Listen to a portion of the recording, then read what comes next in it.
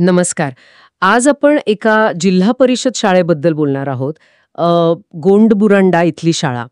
आपल्याकडे काही माहिती आहे त्या शाळेबद्दल आणि अनेकदा कसं होतं की जिल्हा परिषद शाळा म्हटलं की एक ठराविक कल्पना असते आपल्या डोक्यात.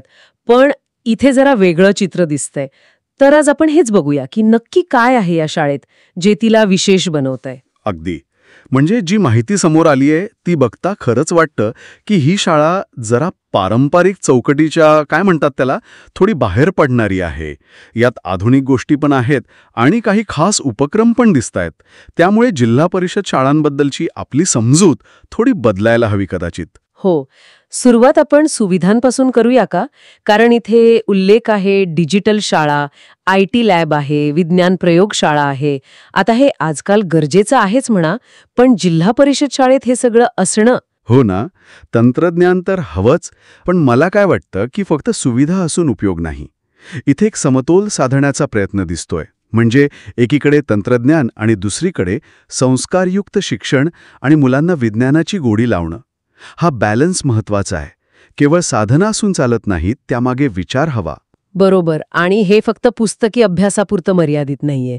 खरी गंमत तर म्हणजे मला जी वाटली ती पुढे आहे. सांस्कृतिक कार्यक्रम आहेत, सहली आहेत, शिवार भेटी आहेत, म्हणजे आजूबाजूच्या शेती वगैरे ठिकाणी भेटी असतील. पण सगळ्यात इंटरेस्टिंग मला वाटलं ते म्हणजे विद्यार्थी मंत्रिमंडळ. आणि त्यासाठी चक्क निवडणूक होते. प्रत्यक्ष मतदान. अगदी अगदी हेच तर. आणि सोबत बचत बँक पण आहे म्हणे मुलांची. विद्यार्थी भांडारगृह, वाचनालय, हे सगळं खूपच म्हणजे प्रभावी आहे नाही? हे खरंच लक्षवेधी आहे. याला आपण असं म्हणू शकतो की शाळेतली छोटी लोकशाही. विचार करा, निवडणुकीची प्रक्रिया, मग बचत बँकेतून पैशांचे व्यवहार शिकणं, भांडारगृहातून वस्तूंचं व्यवस्थापन, हे सगळं मुलांना प्रत्यक्ष अनुभवातून शिकायला मिळतंय. पुस्तकांच्या पलीकडचं शिक्षण. जबाबदारी येते, सहभागाची सवय लागते. लहान वयातच हे सगळं रुजवणं हे खरंच या शाळेचं वेगळेपण असू शकतं. हो, म्हणजे फक्त नावाला मंत्रिमंडळ नाही तर खरं काम करायला शिकण्याची संधी. आणि याबरोबरच मग विज्ञान प्रदर्शनात बक्षिसं मिळवणं, चित्रकला, भाषण स्पर्धा, योगासनं, सण उत्सव साजरे करणं आणि तो इको क्लब पण आहे, म्हणजे पर्यावरणाबद्दल पण जागरूकता. एकंदरीत सर्वांगीण विकासाचा विचार दिसतो इथे. निश्चितच. या सगळ्या गोष्टी कशा आहेत की त्या मुलांचं व्यक्तिमत्व घडवतात. कला, खेळ, सामाजिक भान, पर्यावरणाची काळजी. शिक्षण म्हणजे फक्त मार्कांसाठी नाही, तर एक चांगला, विचार करणारा माणूस घडवणं.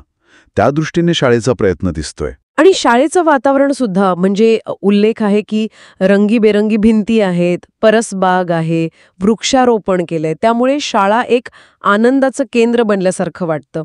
मुलांना शाळेत यायला आवडायला हवं नाही का? अगदी. शिकण्यासाठी वातावरण खूप महत्वाचं असतं. ते सकारात्मक हवं, सुरक्षित वाटायला हवं. जेव्हा आजूबाजूला असं उत्साहाचं, आनंदी वातावरण असतं, तेव्हा मुलं जास्त रमतात, शिकतात. आणि त्यात भर म्हणजे मोफत शालेय साहित्य आणि मध्यान्ह भोजन. यामुळे शिक्षणात येणारे जे काही अडथळे आहेत ते कमी व्हायला मदत होते. आणि हे सगळं उभं करायला तळमळीचे शिक्षक आणि मुख्याध्यापक लागतात. त्यांचा उल्लेख पण आहे इथे. ते महत्वाचं आहे. हो. आणि शेवटी त्या घोषणा पण आहेत बघा, शिकूया, घडूया आणि गर्वाने म्हणूया, मी जिल्हा परिषद शाळेत शिकतो आणि आपली शाळा आपला अभिमान. म्हणजे एक आत्मविश्वास दिसतोय यात, शाळेबद्दलचा अभिमान दिसतोय. बरोबर. तर एकंदरीत या माहितीवरून काय दिसतंय की गोंडबुरुंडा शाळा फक्त म्हणजे एक इमारत नाहीये. ती आधुनिक सोयी, मुलांचा सर्वांगीण विकास आणि एक आनंदी, सकारात्मक वातावरण यांचा मेळ घालू पाहते. आणि तिचं खरं वैशिष्ट्य कदाचित त्या डिजिटल साधनांपेक्षाही जास्त मुलांना प्रत्यक्ष कारभारातून सक्षम करणाऱ्या उपक्रमांमध्ये आहे. ती लोकशाही प्रक्रिया, ती आर्थिक साक्षरता. खरं आहे. म्हणजे विचार करण्यासारखी गोष्ट आहे ही. नुसत्या भौतिक सुविधा महत्वाच्या आहेतच, पण त्यासोबत मुलांमध्ये स्वावलंबन, जबाबदारीची भावना आणि प्रत्यक्ष कारभार करण्याची संधी देणं हे शाळेला एका वेगळ्याच उंचीवर नेऊ शकतं. आणि मग प्रश्न उरतो की अशा कोणत्या छोट्या पण प्रभावी गोष्टी आपण इतर शाळांना